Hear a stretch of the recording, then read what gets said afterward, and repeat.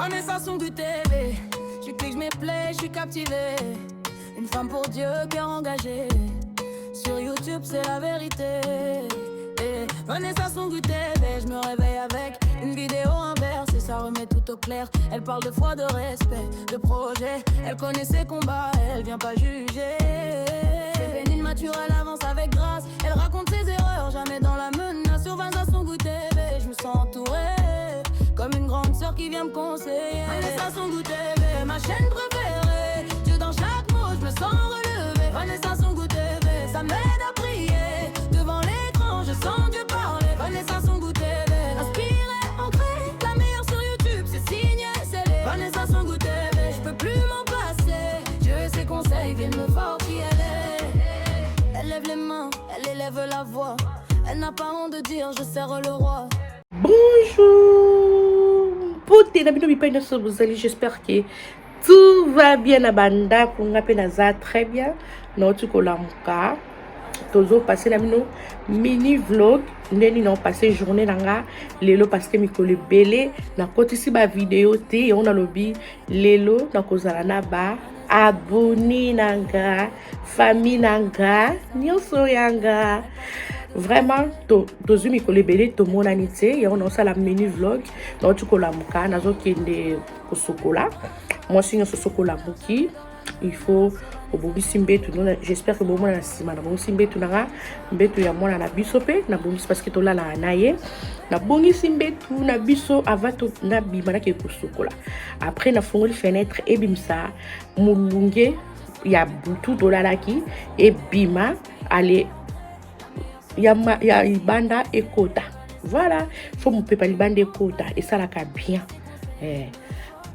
ton na keko souko ton na zonga après na okanga fenêtre na pomper parfait après na kina bino na cuisine lelo to kolamba soso a soupe recette déjà za na chaîne nga ya soso ya sauce eza déjà sauce tomate mais to passer na journée bo moi kande nini pe na kolamba ngo non que mon sapé cuisine bapa ya bayaki lobi na butu lobi bapa ya bayaki dans qui temps ya kosko ba sanité donc kosko na binongo lelo mena bandaku bo sokola ka basani biso to sokola ki tema bapa ya bayaki na butu makasi to qui temps ya kosko surtout toi qui vraiment fatigué to la qui peut en plus retard voilà. Et on a qui pour sa cuisine salon déjà grande sœur a déjà bon ici on a donc kende kaka ko bonisa cuisine nalamba accompagnement to kolamba ngo ti bato bakoya bato musu bake misala ba misusu bake classe po to lingaka loso ezala moto to la mokaka so na monde ki ba 17h bakoma ya na lambeli bango mais to ke na bino na douche après douche to ke na bino cuisine on a chéri ezala ba pousse quoi bon la semaine sur la cuisine c'est ya ba pousse mais na tasukoyo peri dans sa beauté parce que dans sa traitement illumina bon mon illumina ça ba tache ba bouton tache ba bouton dans un traitement comme ça dans la sabno traitement puis c'est la ba gamme ya garni non ça ba gamme ya garni non pas que la ngo illumina pas que le suma futa te mais dans zoto na pas que la topi crème tu vois bon mon na pas que la topi crème mais non la sabno kaka ba traitement non ça n'est long parce que le micro menga fina ba bouton ba tache ba bouton oyo dans ta perruque nanga ya sangita mikolo ba binde sangita nde likambwe bat bateka ba kabelo mikolo bozo tula batinde ki mo sangita nanga ngoyo na calamité pe no la bino ya koteka oyo ezalaki eza 50 pouces nanga ya sangita na sombaki mais na sombaki oyo pona tala qualité soki eza bien pona kotekela bino pe ba abonné nanga oyo alingi amona soki ye dans ça bino signe comme ça boya kosomba dans sango nyonso na TikTok nanga Vanessa Songu TV na TikTok na bomona ba chat ya sangita oyo yango na sombaki comme preuve nata la qualité ya sangita yango bulumuna eza vraiment kitoko kochango so lisango cha moto makasi te cha moto mukie lise kabisa ngita na yo Voilà.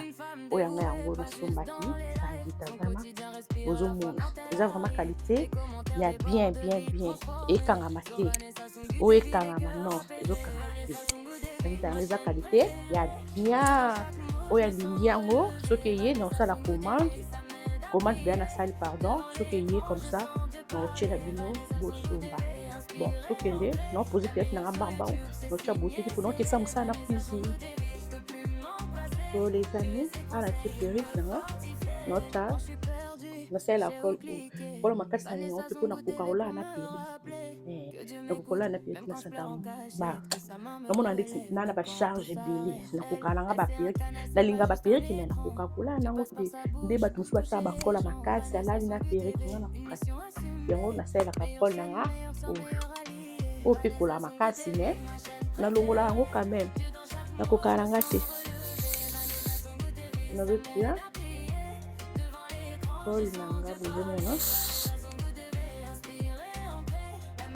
pokoye kula kopose ana poto cher ko ba ke poser yango nga na yekula na ngai na yekula na kopose apérite na nga na kokanga miko po esala makilele bon nde na coller yango la coller yango vraiment bien et coller bien après na rejoindre oh yango ebungisaka vraiment closure malgré que sangita bomona elimona na te tona ocho oyo esala nsusu kitoko makasi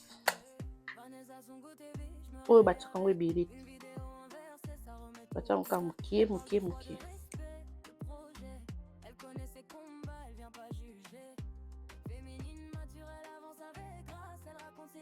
esopani ebele ndenge otongo ebele te mpo nazobima na nga te nobima na nga te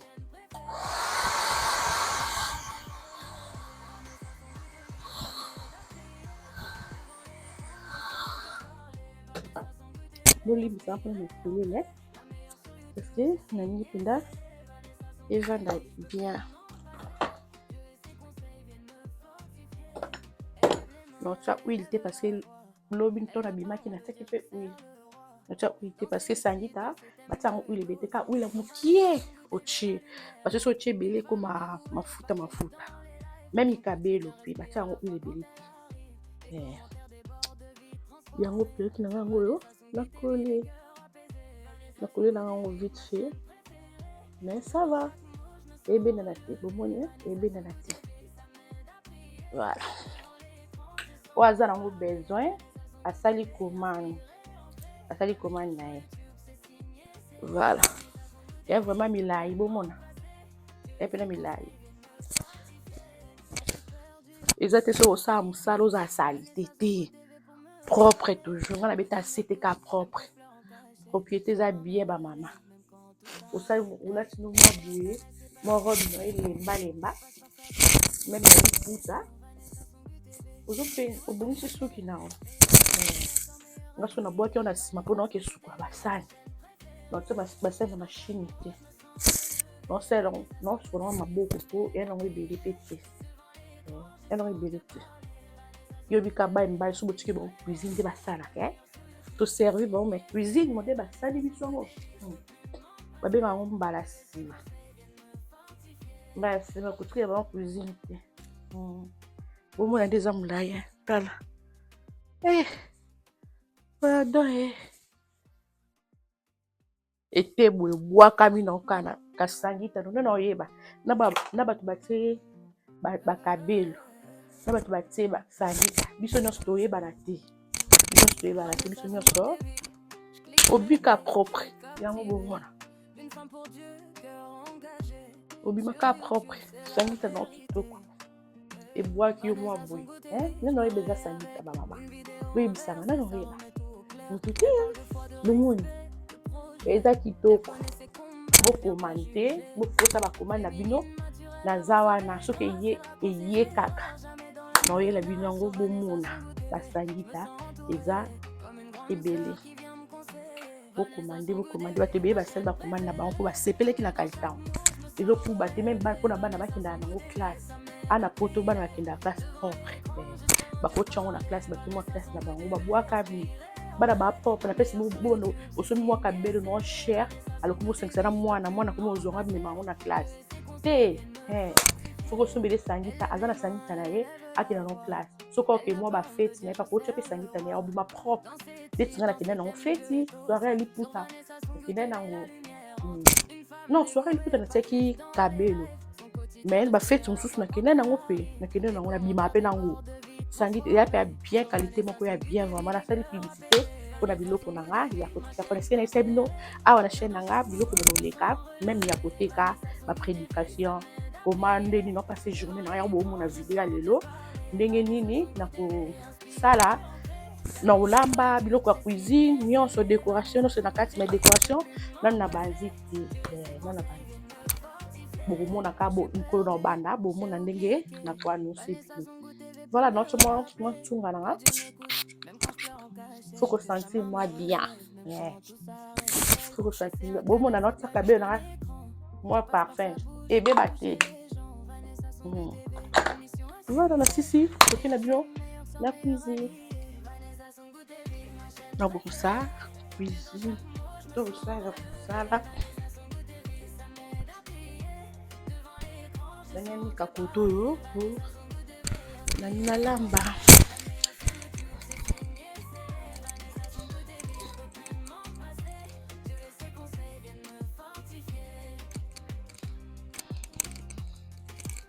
tokonika cuisine bien parce que lobi balambaki awa salite tikalaki wana nika yango mpena na linuka po basalite nyonso eluka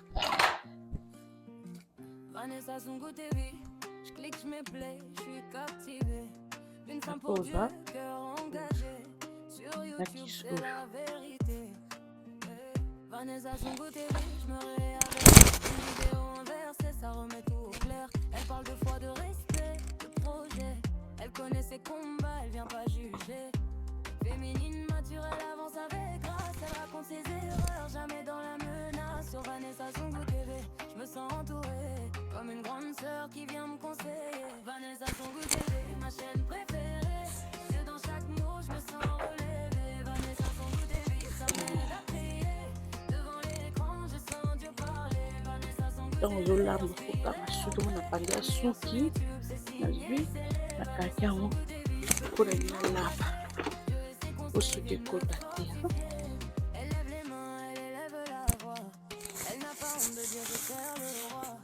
dans ses titres, dans ses thèmes, Dieu est au centre. Sur Vanessa son goût TV, la lumière entre. Une femme dévouée, pas juste dans les lives. Son quotidien respire la foi quand elle arrive. Les commentaires débordent de vie transformée. Sur Vanessa son goût TV, des cœurs apaisés. Vanessa son goût TV, ma chaîne préférée. Dieu dans chaque mot, je me sens relevée. faut kosala beaucoup ntango oyo olamba kaka eza déjà propre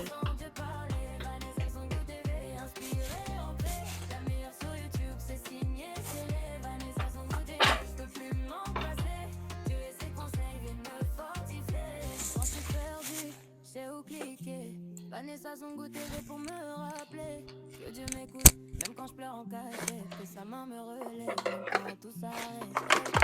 Un canal, c'est pas juste un écran, je passe par sa bouche pour toucher les gens. Vanessa son goût TV, meilleure chaîne, meilleure soeur, meilleure alliée. Vanessa son goût TV, ma chaîne préférée.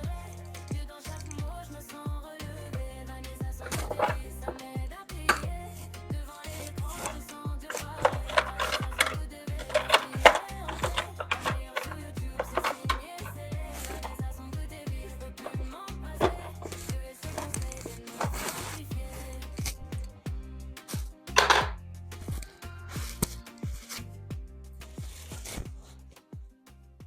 awa nakika kusu nolekisa kaka mpona kusu na kotusu ya Vanessa son goût TV, je clique, je me plais, je suis captivée. Une femme pour Dieu, cœur engagé. Sur YouTube, c'est la vérité. Vanessa son goût TV, je me réveille avec une vidéo en verre. ça remet tout au clair. Elle parle deux fois de respect, projet. Elle connaît ses combats, elle vient pas juger. Féminine, naturelle, avance avec grâce. Elle raconte ses erreurs, jamais dans la menace. Sur Vanessa Songo TV, je me sens entourée comme une grande sœur qui vient me conseiller. Vanessa Songo TV, ma chaîne préférée. Dieu dans chaque mot, je me sens relevée. Vanessa Songo TV, ça m'aide à prier. Devant l'écran, je sens Dieu parler. Vanessa Songo TV, inspirée, ancrée. La meilleure sur YouTube, j'ai signé, scellé. Vanessa Songo TV, je peux plus m'en passer. Dieu et ses conseils viennent me fortifier. Elle lève les mains, elle élève la voix. Elle n'a pas honte de dire je sers le roi. Dans ses titres, dans ses thèmes de centre. Sur Vanessa Songo TV, la lumière entre. Une femme dévouée, pas juste dans les lives. Son quotidien respire la foi quand elle arrive. Les commentaires débordent de vie transformée. Sur Vanessa Songo TV, des cœurs apaisés. Vanessa Songo TV, ma chaîne préférée. Dans chaque mot, je me sens relevée. Vanessa Songo TV, ça m'aide à prier. Il y a ce son la ministre décongelé. Ce socio doit être bon, ça on doit être sous au sali on doit tout ici. Le les aura les sauce pour n'attirer la moine. Voilà. Dans nos quatre sous le même jour exact. Et on tout ça l'amour bien avant. Que sa main me relève même quand tout s'arrête. Elle c'est un canal, c'est pas juste un écran. Je passe par sa bouche. Non, c'est notre soul là. Il faut qu'on s'appelle ce mot là. Il faut y aller propre.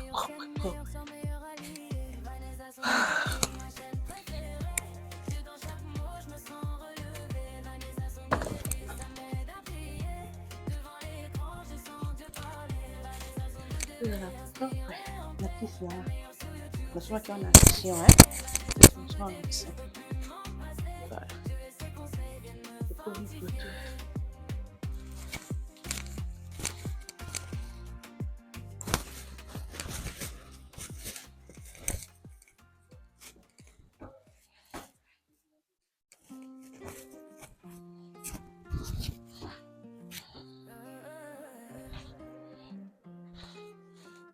Voilà. Bon, maintenant, la cécile à Kosala, tu as le chaud, la combat est bien assez, on a quitté moi là, avant la carmona, mais on s'est communiqué, kitoko et comme propre, comment on est comme propre, c'est que, tu comme ce cocoto, aux associations de la bus na congélateur, la bus et décongelé. Après, on a bassin. Après aussi sa koto ya cuisine, koto ya réchaud pardon, na bandi ko suka basana longola basani ana vraiment yaki vraiment salité mon kono ebisabino bozwa idete. Après ton aussi ça ndé na koleka po na sala na nettoyer basani na classé ngo déjà na ba tiroir nango déjà na ba armoire nango. Vraiment basani yaki belé vraiment na sokoli vraiment basani na niki na zongisi wana na wutu kozongisa ba biberon ya bana na tiaka on a frigo to tia on a frigo kuna po espace et ça là ba espace mobulu te et loko ne loko feza na place nango voilà après on a kene ko pangisa basani yango bozomo na zo pangisa na six basani vraiment bo mona ndenge zaki vraiment basani ki belé na pangusi na zo se loko ne loko na place nango vraiment po faut ko tika place wana vraiment propre et ça là vraiment kitoko makas. Après wana cuisine na biso bozomona ndenge ebimi kitoko nickel wana biza biloko na tse wana nazo lamba soso nanga ya supu yango na lakisi bino na yokocha huile na tse matungulu na tse ndembi na tse feuille na tse poiron noir na tse soso nanga na tse tomate linzanza tomate mbuma na bouillon nanga na yokocha na suka wana na sala pâte chinois nanga na tse ba épices ya pâte na tse nino yo pâte nanga na tse ki pe bouillon na tse huile après na tse ba épices oyo ya pâte chinois yango wana bozomona après wana na passe na boka ki mai nango après na ningisi po mai ekita après na tina sana leke ona saucisse. Voilà après na yeko tala biloko na moni mai ekiti e ngiki na suka ni na bakisi bouillon na tika ki on se fini kama moi mke na yeko kotala ngo biloko nanga ebeli. Oui les amis, nasisi mosala ndako esili, nabongisi cuisine, nakombi cuisine nabongisi yango na arrange tout wana biloko na nga ebeli nango deja bomona biloko ebeli deja nakomi na nga na suka na bi nakoma na bino ti soir mais esimba te parce que nasisi na ndeya mosala nyonso loso nolambaka soso tolia yango na loso bamisusu baolia na fufu ngai ba 16h naolia yango na parce que naotolia dia pate après ba heure moko avant mo ekota naomilela deja biloko na nga naolia kwanga na soso ngai naolia na nga kwanga tokutani mbala nsima nzambe azala na bino bosabone massivement botia ba j'aime partager commentaire na bino ekosunga nga place moko peut-être na BBC place moko na BBC bokoko kolobela nga na commentaire la prochaine nakoki kobongisa ba commentaire ezala bien encourage ape biso wana bozala bien tokutani bye bye.